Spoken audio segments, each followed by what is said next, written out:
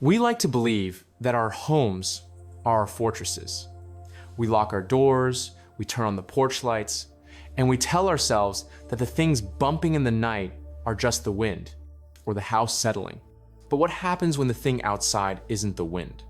In this video, we're looking at 3 terrifying, high-profile accounts of ordinary people besieged by the impossible. We're traveling to a remote cabin in West Virginia where a couple discovers that their isolation has a price. A lonely swamp road in South Carolina where a flat tire turns into a fight for survival. And the legendary night in Kentucky where an entire family engaged in a 4-hour gunfight with visitors from the sky. These aren't just ghost stories. These are physical, violent intrusions that left behind claw marks, shattered glass, and traumatized witnesses. If you enjoy diving into the unexplained, please hit that like button and subscribe to the channel so you never miss a nightmare. And I have a challenge for you. If you are brave enough to watch this video with the lights off, hidden in the dark, I want you to go to the comment section right now and type just one word: alone. Now, let's get into tonight's stories.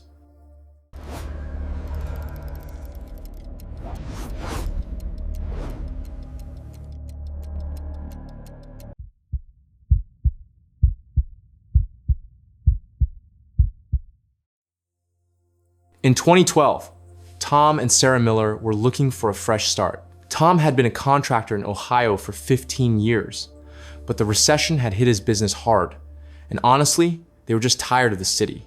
They wanted something quiet and affordable where they could live off the land. Through a foreclosure auction, they managed to buy a property in the remote mountains of West Virginia. When I say remote, I mean they were 45 minutes from the nearest gas station. To get to their cabin, you had to turn off the main paved road, drive 3 miles up a dirt logging trail, and then take their driveway another half-mile. It sat in a deep bowl of a valley, surrounded on all sides by steep ridges covered in dense, old-growth hardwood forest. The cabin was a fixer-upper but sturdy, a single-story log structure with a steep metal roof and a wide deck wrapping around 3 sides. Tom fell in love with the privacy immediately, but Sarah was hesitant. She said it felt like the trees were staring at them, leaning in too close to the house. For the first few months, things were great. They spent their days renovating and clearing brush. The only real issue was the power. The cabin was completely off-grid, relying on a massive diesel generator sitting in a shed about 40 yards from the back door. It was loud, so the previous owners had built the shed far away to mitigate the noise, but it meant that every night before bed, Tom had to walk out into the dark to turn it off. About 6 months in, late October arrived. The leaves had fallen, making the woods look gray and skeletal. Tom and Sarah were reading by lantern light, trying to save fuel, when they heard a sound from the tree line. It wasn't a howl or a growl, it was a rhythmic 2-note whistle, almost like a person calling a dog. Sarah looked at Tom and asked, "Is there someone out there?" Tom assumed it was a bird, maybe a weird owl, until they heard it again from the opposite side of the cabin. Immediately after, a third whistle came from directly behind the house. Tom, being the protective type, grabbed his heavy-duty flashlight and shotgun. He wasn't a hunter, but he'd been told he needed a gun for bears. He stepped onto the deck and shone the light into the yard, scanning the trees. It was dead silent. The whistling had stopped completely. He told Sarah it was probably just echoes, and they went to bed. But that night, Sarah couldn't sleep. She kept thinking she heard heavy footsteps on the gravel driveway, the distinct crunch of a heavy animal or person, not a squirrel. 2 nights later, the situation escalated. Around 9 p.m., while the generator was running, the cabin lights flickered and died. The hum from the shed cut out. The generator was brand new. It shouldn't have just stalled. Tom groaned, grabbed his flashlight, and told Sarah, "I have to go restart the beast." Remembering the whistling, Sarah said, "I'm coming with you." She grabbed a lantern, and they went out the back door.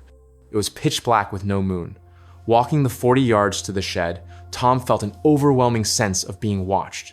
He shone his light toward the creek and, for a split second, saw eyes shine. It wasn't the green reflection of a deer, but a dull, reddish-orange glow about 7 feet off the ground. He focused the beam, but whatever it was ducked behind a thick oak tree. Tom grabbed Sarah's arm and whispered, "Don't run, but walk fast. Get to the shed." They got inside, and Tom slammed the door. It was a flimsy wooden structure, not a fortress. He checked the generator and saw the problem immediately. The fuel line hadn't clogged. It had been physically yanked from the casing, pooling fuel all over the floor. Tom realized this wasn't an accident. He looked at Sarah. Her eyes were wide because she heard it too. Outside, there was movement. Multiple things were circling the shed with soft, padded footsteps. Then, the whistling started again, right outside the door. A low, 2-note whistle. Then came a scratch. Something dragged a claw slowly down the side of the wooden wall, from the roofline to the ground. Tom knew they couldn't stay there. "On the count of 3, we bolt for the house," he said. He swung the door open, and they ran. Sarah screamed, running blindly toward the cabin. Tom followed, swinging the flashlight wildly. As the beam cut through the dark, he saw them. Running parallel to them, just at the edge of the light, were 3 figures. They were pale, incredibly thin, and ran on all 4s like spiders, moving with terrifying speed. Tom spun around to check his 6 and saw a 4th one dropping out of a tree behind the shed. They hit the porch stairs, scrambled up, and burst through the back door. Tom slammed it and threw the deadbolt. Sarah collapsed on the floor. Before they could catch their breath, a massive thud shook the doorframe. Something heavy had thrown itself against the wood. Then, silence. Tom loaded the shotgun and aimed at the door while Sarah dragged the dining table over to barricade it. For the next hour, it was psychological torture. The creatures didn't try to break the door down again. Instead, they tapped. Tap, tap, tap on the windows, lightly. Then they would run across the deck and tap on another window. Tom looked through a crack in the blinds just as the motion sensor light triggered. In the floodlight, he saw one standing on the deck railing. It wasn't a bear. It looked humanoid, but the proportions were wrong. Its arms hung past its knees, and its skin looked like wet gray leather. It had no nose, just 2 slits and a wide, lipless mouth. It squinted at the light, then turned its head to look directly at Tom's window. It opened its mouth and made a clicking sound, like stones banging together. Suddenly, the noise on the deck stopped. Tom and Sarah huddled in the center of the room, hoping the light had scared them off. But then they heard the scratching above them, the metal roof. They heard the screech of claws sliding on the sheets. The creatures had climbed the drain pipes. Heavy footsteps walked directly over the living room. Sarah looked at the ceiling, sobbing. "They're gonna come through the chimney." Tom realized she was right. He jammed a heavy iron grate into the fireplace opening and shoved a recliner against it. They spent the entire night like that, huddled back to back with the shotgun, listening to the things scramble over the roof, tapping on the glass, and whistling to each other. It sounded like they were testing every inch of the cabin for a weak point. Around 5 a.m., the activity peaked with loud banging on the roof and thumping against the walls. Then, as the sky turned the dark blue of pre-dawn, everything stopped. They waited 2 hours until the sun was fully up before Tom finally opened the door, shotgun raised. The creatures were gone, but the evidence was everywhere. The heavy wooden railing on the deck was splintered. Muddy, elongated handprints covered the windows, way higher than a human could reach. But the worst part was the roof. When Tom went into the yard to look up, the metal roofing was peeled back in 3 places. They had curled the metal back like a tin can, exposing the plywood underneath. They were inches away from clawing through the ceiling. Tom and Sarah didn't even pack. They grabbed their wallets, keys, and the dog, got in the truck, and drove down the mountain. They put the house on the market the next day as is, dirt cheap. They never went back, and to this day, Tom refuses to talk about what he saw in the floodlight.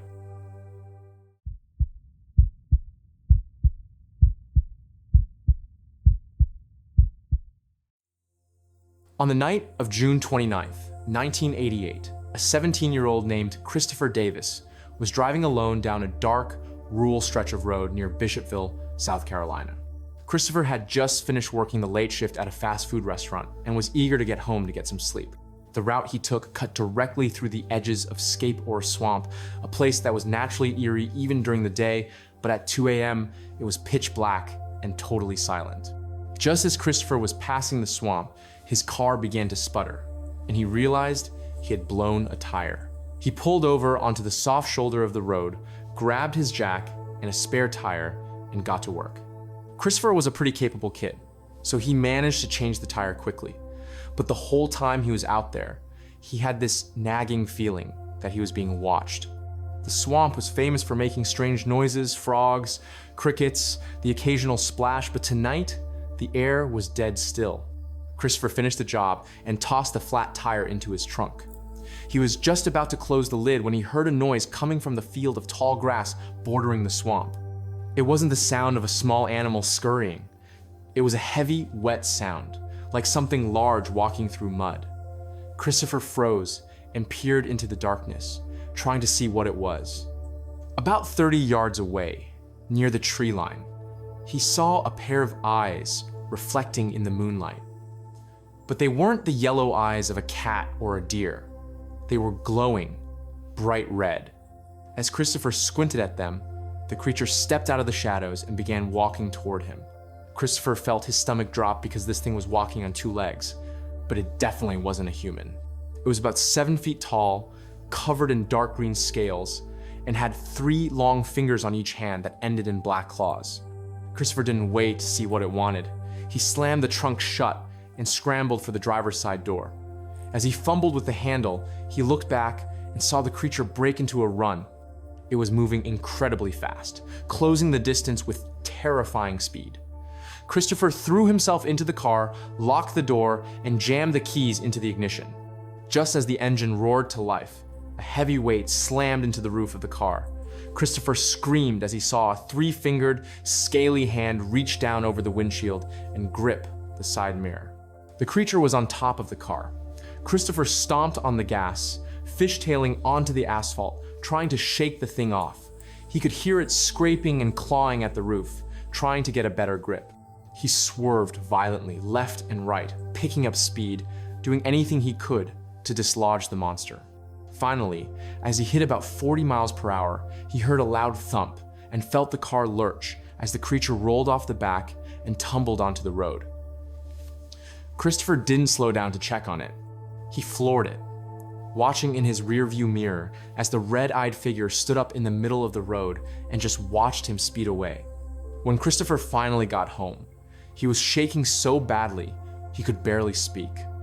He woke up his father and dragged him outside to look at the car, trying to prove he wasn't crazy. And sure enough, the evidence was there. The side view mirror had been twisted and ripped off, and there were deep, long scratches gouged into the roof, and the fender scratches that looked like they had been made by metal tools or incredibly strong claws. Christopher's father took him to the Lee County Sheriff's Department the next morning.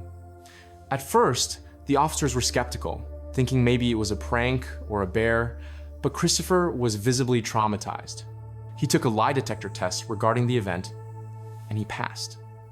Over the next few weeks, the police began receiving other reports from locals in Bishopville. Some claimed to have seen a tall, green creature stalking the swamp. Others woke up to find their cars mauled, with fenders chewed and chrome bumpers torn off, as if something with immense strength had attacked the vehicles. The creature became known as the Lizard Man of Scape Ore Swamp. Much like the beast in Limpopo, the Lizard Man became a source of genuine fear for the community. Deputies were sent out into the swamp to look for it, and they found 3-toed footprints in the mud that didn't match any known animal in the area. Although the sightings eventually tapered off and the fervor died down, nobody ever caught the creature. To this day, people driving through Bishopville late at night still keep their windows rolled up, just in case the Lizard Man is still out there, waiting in the swamp.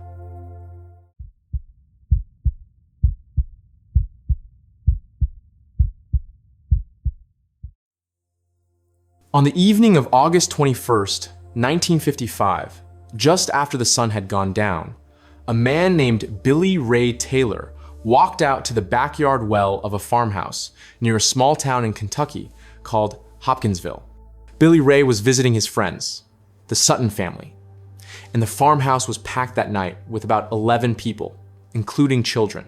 As Billy Ray was pulling up a bucket of water, he happened to look up at the sky and saw this incredibly bright streak of light shoot across the horizon and silently crash into the gully just past the tree line. It didn't look like a meteor or a plane. It looked like a craft.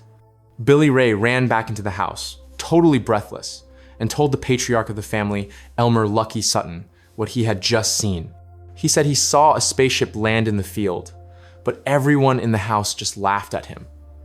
They told him he was seeing things, maybe a shooting star, and to just calm down. But Billy Ray was adamant, and after a few minutes, the family dog began to bark violently outside. It wasn't just a normal bark. The dog sounded terrified. And then suddenly, the barking stopped, and the dog scrambled under the porch and refused to come out. That was enough to get Elmer and Billy Ray to grab their guns. Elmer grabbed a shotgun, and Billy Ray grabbed a pistol, and they stepped out onto the back porch to see what was going on. It was pitch black, and at first, they didn't see anything. But then, coming out of the darkness from the direction of the gully, they saw this strange glow. As it got closer, they realized it was a small figure, maybe 3 or 4 feet tall. It had these oversized, pointed ears, long, thin arms that dragged near the ground, and giant yellow eyes that seemed to glow in the ambient light. But the scariest part was that it was walking with its hands raised up, almost like it was surrendering, or maybe like it was about to grab them. Elmer and Billy Ray stood there frozen for a second, just trying to process what they were looking at. When the creature got within about 20 feet of the porch, both men opened fire. They saw the creature do a backflip, almost like a circus acrobat, and scramble away into the darkness. They were sure they had hit it. They were close range with a shotgun. So, feeling a mix of adrenaline and relief, they went back inside the house and locked the door. But a few minutes later, the people inside the living room saw a face press up against the window. It was the same creature, or maybe another one, with those big, glowing yellow eyes staring right at them. The women and children started screaming, and Elmer turned and fired a shotgun right through the window screen. Again, the creature just vanished. But this time, the men decided they needed to go outside to make sure these things were gone for good. Billy Ray stepped out onto the porch first, scanning the yard, but he didn't see anything. And then, from the roof directly above him, a long, clawed hand reached down and grabbed a handful of his hair. Billy Ray screamed and pulled away, and Elmer rushed out and saw another one of these creatures perched on the roof of the house. He fired at it. And this is where things got really strange. When the bullets hit the creature, it didn't sound like it was hitting flesh. It made a metallic sound, like bullets hitting a metal bucket. The creature just rolled off the roof and literally floated slowly to the ground before running off into the woods again. For the next 3 or 4 hours, the Sutton family was under siege. These little goblin-like creatures kept popping up at the windows and scratching at the doors.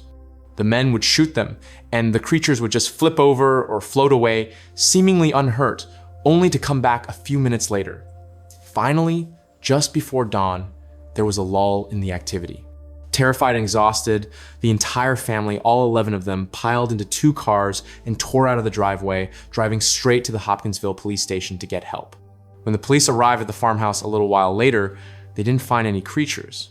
However, they did find plenty of evidence that a gunfight had taken place. There were bullet holes in the screens, in the walls, and spent casings all over the porch. The police also noted a strange, luminous patch of ground where Billy Ray said one of the creatures had been knocked over, but they couldn't explain what it was. Much like the incident in Arkansas, the news of this encounter spread like wildfire. The press called them the Little Green Men, even though the Suttons insisted they were silver or metallic in color. Psychologists and skeptics later suggested that the family had perhaps been attacked by a pair of aggressive great horned owls, which can stand tall and have glowing eyes at night. They argued that in the hysteria, the family misidentified the birds. However, the people of Hopkinsville and the Sutton family never accepted that explanation. They knew birds didn't sound like metal when you shot them, and birds didn't have hands that grabbed your hair. To this day, the Kelly Hopkinsville encounter remains one of the most well-documented and unexplained cases of a close encounter in American history. And every year, the town holds a festival to celebrate the night the goblins came out of the woods. From the isolation of the West Virginia mountains, to the deep swamps of South Carolina and the rural fields of Kentucky, these stories all share one disturbing detail. The evidence didn't vanish when the sun came up. The claw marks, the damaged cars, and the spent casings were all very real. It makes you wonder if these things are out there. Are they just hiding? Or are they waiting? I want to know what you think. Was the Kelly Hopkinsville encounter a case of hysteria or a genuine siege by something extraterrestrial? Let me know your theories in the comments below. If these stories kept you on the edge of your seat, please hit that like button and subscribe to the channel so you never miss a descent into the unexplained. And remember, the scariest stories aren't always the famous ones, they are yours. If you've seen something you can't explain or have a story that keeps you awake at night, I want to hear it. Send your stories to mycreepyencounter@gmail.com, and you might just hear it in a future video. Until next time, keep your doors locked, and maybe don't look out the window.